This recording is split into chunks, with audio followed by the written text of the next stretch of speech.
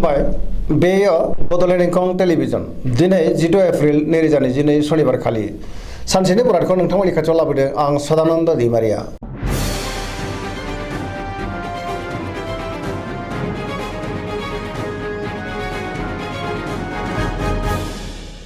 सिगां फरायनो लादों मेष राशि गिबि हांखो अ ल दिनैनि साना मोजां आरो गाज्रिनि गेजेरजों बाबेनलांगोन।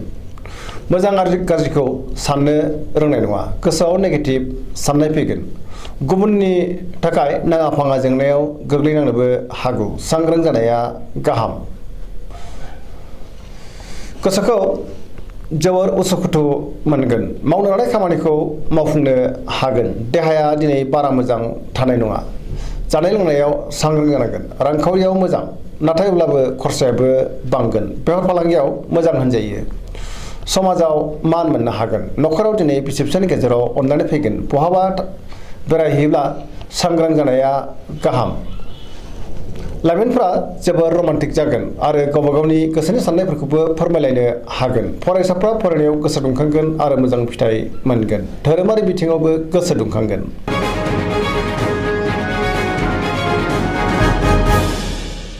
वृष राशि गिबि हांखो इ उ ब दिनैनि साना जोबोर मोजां। हरखाबै गुबुननि हेफाजाब मोननानै गोसोखौ दिनै जोबोर गोजोननाय मोनगोन। गोसोआव बोलो बांगोन, गोथों आरो गोग्गो साननो रोंगोन। गियाननि आंखाल जानाय नङा।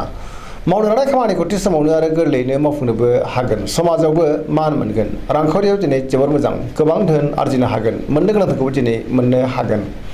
बेफार फालांगियाव जोबोर मोजां मुलाम्फा मोनगोन, आयाबो बांगोन। बहाबा थाङोब्ला दिनै जोबोर मोजां आरो मोजाङैनो हान्थिनोबो हागोन। न'खराव बिसि फिसायनि गेजेराव अनलायनाय फैगोन। देहाया मोजाङै थागोन। सेंग्रा सिख्लाफ्रा जोबोर रमान्टिक जागोन आरो गावबा गावनि गोसोनि साननायफोरखौबो फोरमायलायनोबो हागोन। बहानिफ्रायबा हरखाबै मोजां खौरां फैनोबो हागौ। फरायसाफ्रा फरायनायाव गोसो दुंखांगोन आरो लिरनाय फरायनायावबो मोजां फिथाइ मोननोबो हागोन। पजिटिभ एनार्जिनि गोहोम गोग्लैगोन। गोसोनि साननाय आरो लुबैनायफ्रा दिनै मोगथाङाव जाफुंसारगोन। सरासनस्रायै दिनै साना जोबोर मोजां आरो मोजाङैनो बारग'लांगोन।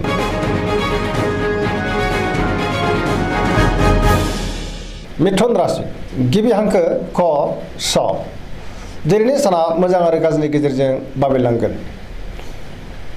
पजिटिभ एनार्जिनि गोहोम गोग्लैगोन। न'खराव बिसि फिसायनि गेजेराव अनलायनाय फैगोन। बिदा फंबायजों मोजां सोमोन्दो थागोन। गोसोखौ नाथाय अब्लाबो जोबोर गुलाय गुजाय मोनगोन। जेरावबो देरहासार जानो हानाय नङा। मावनो लानाय खामानिखौ मावफुंनो गोब्राब जागोन। गोसोआव मानिबा जिंगा फैनोबो हागौ। देहाया मोजाङैनो थागोन। रांखावरियाव जोबोर मोजां, गोबां धोन आरजिनो हागोन। बेफार फालांगियाव जोबोर मोजां। न'खराव बिसि फिसायनि गेजेराव अनलायनाय फैगोन। बिदा फंबायजों मोजां सोमोन्दो थागोन। समाजावबो दिनै मान मोनगोन। गुबुनजों मोजां सोमोन्दो लाखिनोबो रोंगोन। बहाबा दावबायनो खाबु मोनगोन आरो मोजाङैनो हान्थिनोबो हागोन। लाइमोनफोरनि गोसोआ दिनै जोबोर रमान्टिक जागोन आरो गावबा गावनि गोसोनि साननायखौ फोरमायलायनोबो हागोन।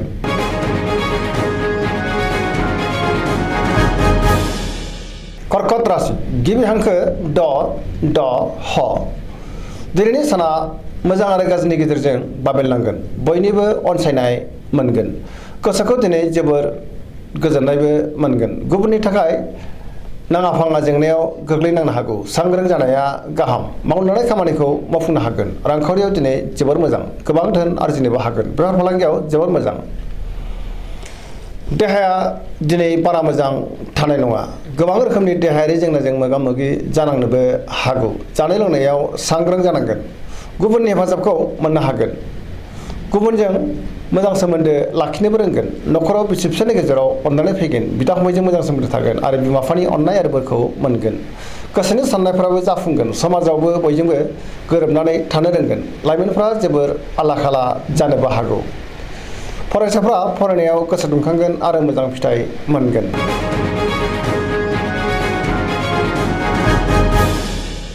सिंह राशि गिबि हांखो म ट दिनैनि साना मोजां आरो गाज्रिनि गेजेरजों बाबेनलांगोन। बयजोंबो गोरोबनो रोंनाय नङा। गियाननि आंखाल जानो हागौ। गोसोखौ दिनै जोबोर उसुखुथु मोनगोन।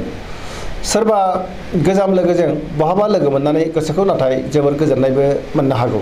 मावनो लानाय खामानिखौ थि समावनो मावफुंनो हागोन। लाइमोनफोरनि गोसोआ दिनै जोबोर आला खालाबो जानो हागौ। रांखावरियाव जोबोर मोजां नाथाय अब्लाबो खरसायाबो बांगोन मोननो गोनां धोनखौ मोननो हागोन गोबां धोन आरजिनोबो हागोन बेफार फालांगियाव मोजां मुलाम्फा मोनगोन नखराव दिनै बिसि फिसायनि गेजेराव एना एनि फैनोबो हागौ गोसोनि साननायफ्रा गोरोबलायाबो जानो हागौ गुबुननि गोसोखौ बोनो गोब्राब जागोन लाइमोनफ्रा बहानिफ्रायबा मोजां खौरां मोननो हागौ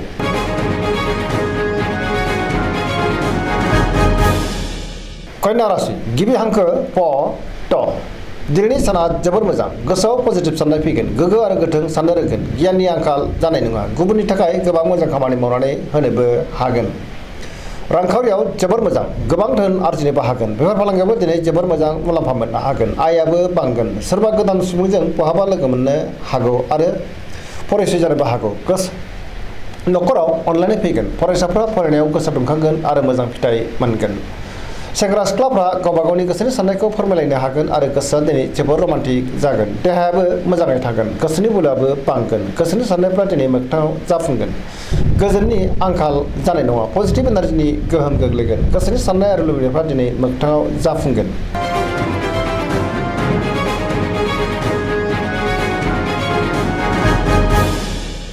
तुला राशि गिबि हांखो र ट दिनैनि साना जोबोर मोजां गोसोखौ दिनै जोबोर गोजोननाय मोनगोन सोरजोंबा बाख्नाय जानोबो हागौ गोबां खामानि मावनो गोसो दुंखांगोन आरो मावफुंनोबो हागोन गोसोनि बोलोआ बांगोन गोसोनि साननायफोरा दिनै मोगथाङाव जाफुंगोन मावनो लानाय खामानिखौ थि समावनो आरो गोरलैयैनो मावफुंनोबो हागोन देहाया मोजाङै थागोन रांखावरियाव जोबोर मोजां गोबां धोन आरजिनो हागोन आरो मोननो हागोन नखराव बिसि फिसायनि गेजेराव अनलायनाय फैगोन बिदा फंबायजों मोजां सोमोन्दो थागोन समाजाव बयजोंबो गनायजागोन आरो अनजागोन बेफार फालांगियाव दिनै जोबोर मोजां मुलाम्फाबो मोननो हागोन फरायसाफ्रा फरायनायाव गोसो दुंखांगोन आरो मोजां फिथाइ मोननोबो हागोन गोसोनि साननाय आरो लुबैनायफ्रा दिनै मोगथाङाव जाफुंगोन लाइमोनफ्रा जोबोर रमान्टिक जागोन आरो गावबा गावनि गोसोनि साननायखौ फोरमायलायनोबो हागोन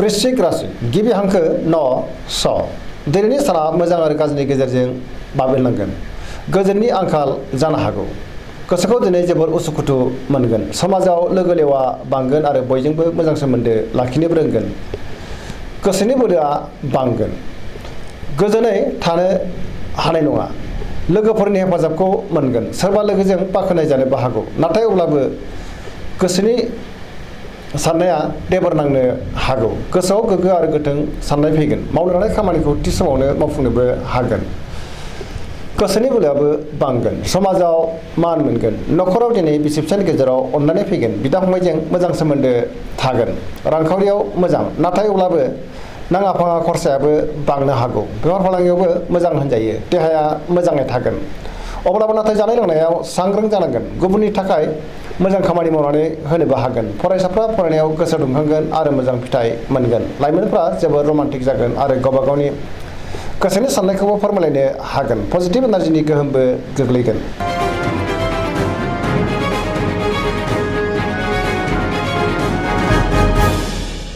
धनु राशि गिबि हांखो ध फ भ दिनैनि साना जोबोर मोजां गुबुननि हेफाजाब मोनगोन गोसोआव पजिटिभ साननाय फैगोन पजिटिभ एनार्जिनि गोहोमबो गोग्लैगोन गोसोखौ दिनै जोबोर गोजोननायबो मोनगोन सोरजोंबा अनजागोन आरो अनसायजागोन गोसोनि बोलोआ बांगोन धोरोमारि बिथिङावबो दिनै गोसो दुंखांगोन मावनो लानाय खामानिखौ थि समावनो आरो गोरलैयैनो मावफुंनोबो हागोन गियाननि आंखाल जानाय नङा रांखावरियाव दिनै जोबोर मोजां नाथाय अब्लाबो खरसायाबो बांगोन बेफार फालांगियाव मोजां मुलाम्फा मोननो हागोन आयाबो बांगोन देहाया मोजाङैनो थागोन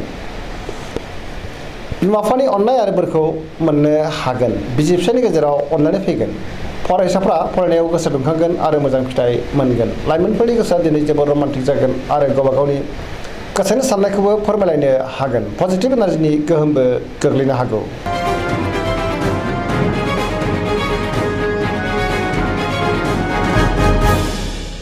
मकर राशि गिबि हांखो ख ज दिनैनि साना जोबोर मोजां बहानिफ्रायबा मोजां खौरां फैगोन गोसोखौ दिनै जोबोर गोजोननायबो मोनगोन देहाया मोजाङै थागोन अब्लाबो नाथाय जानाय लोंनायाव सांग्रां जानाया गाहाम गोसोनि साननाय आरो लुबैनायफ्रा मोगथाङाव जाफुंनो हागौ रांखावरियाव दिनै जोबोर मोजां गोबां धोन आरजिनो हागोन बेफार फालांगियाव दिनै जोबोर मोजां मुलाम्फा मोनगोन गुबुननि गोसोखौ गोरलैयैनो बोनो हागोन नाथाय अब्लाबो गुबुना खहा खालामनो नाजागोन सांग्रां जानाया गाहाम सोरजोंबा बाख्नाय जानोबो हागौ मावनो लानाय खामानिखौ थि समावनो आरो गोरलैयैनो मावफुंनोबो हागोन पजिटिभ एनार्जिनि गोहोमबो गोग्लैगोन लाइमोनफोरनि गोसोआ दिनै जोबोर रमान्टिक जागोन आरो गावबा गावनि गोसोनि साननायखौ फोरमायलायनोबो हागोन।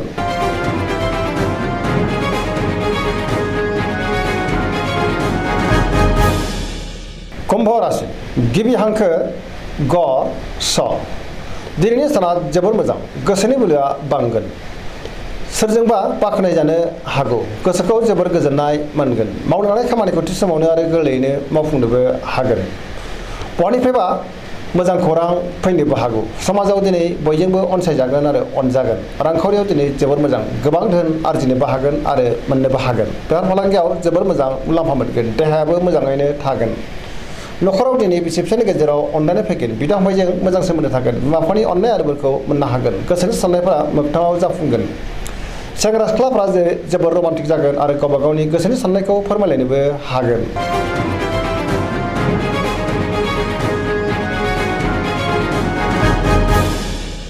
मीन राशि गिबि हांखो ड स दिनैनि साना जोबोर मोजां जेरावबो जाफुंसारगोन गोबां मोजां मोजां खाबु फैनोबो हागौ माबा मोनसे मोजां खौरां मोननोबो हागौ गोबां मोजां मोजां खाबुफोरा फैगोन गोसोखौ जोबोर गोजोननायबो मोनगोन गोसोनि बोलोआबो बांगोन देहायाबो दिनै मोजाङैनो थागोन रांखावरियाव जोबोर मोजां गोबां धोन आरजिनोबो हागोन आरो आयाबो बांगोन बेफार फालांगियाव मोजां मुलाम्फा मोनगोन न'खराव दिनै बिसि फिसायनि गेजेराव अनलायनाय फैगोन बिदा फंबायजों मोजां सोमोन्दो थागोन गुबुननि थाखाय मोजां खामानि मावनानै होनोबो हागोन गोसोआ दिनै जोबोर रमान्टिक जागोन गोसोनि साननायखौ दिनै फोरमायनोबो हागोन सरासनस्रायै दिनै साना जोबोर मोजां आरो मोजाङैनो बारग'लांगोन।